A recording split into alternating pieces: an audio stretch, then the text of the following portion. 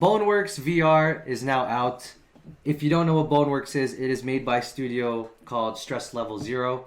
It is led by Brandon from Node. So I don't know if you guys know the popular YouTube channel Node, but one of their guys on Node is Brandon, the taller curly hair guy.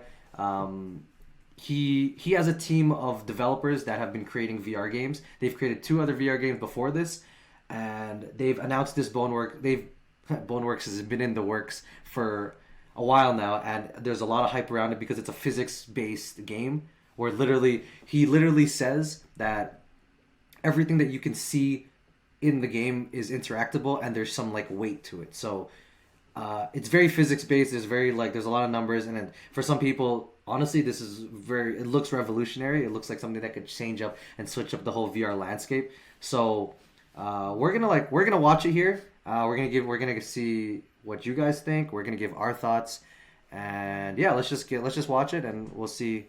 We'll go from there.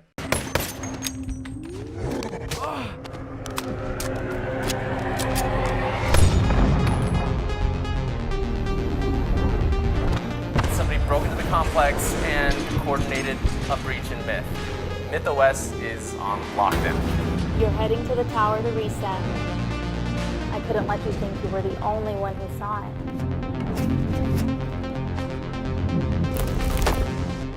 Leave a way in.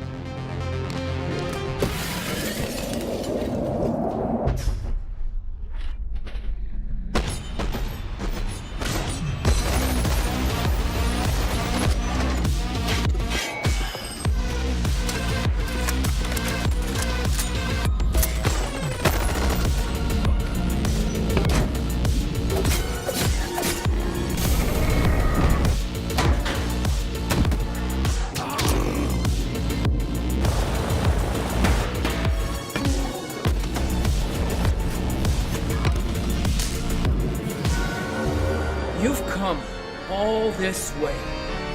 They found you, like physical world you.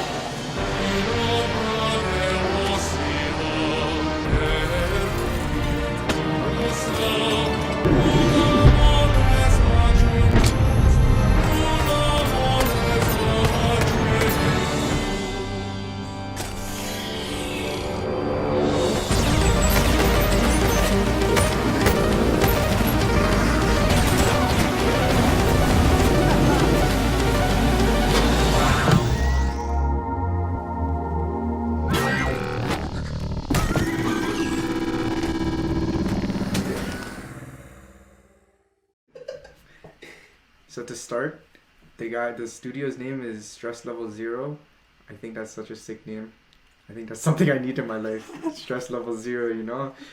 But in all seriousness, the game, just like Alex, obviously, this game looks crazy. I'm not gonna lie, Brandon, my partner here, he's more into the VR scene than I am. One is the graphics look pretty good, and they've said it before over and over on their channel that they wanted to create something that's feels weighty, and it feels like it doesn't they give weight in the game, even though it's kind of tricking your brain that you're holding this controller kind of thing, but because of the physics in the game, it makes it feel like you're actually holding a hammer. One thing, if you're holding a hammer in the game, there's a weight in the controllers that feels like you're slamming the hammer, and that seems like something that if that works out in most VR games, that's the revolutionary part here, that it's kind of tricking your brain that there's this physics engine that's all one and zeros on the screen, and that you're just watching it in a VR.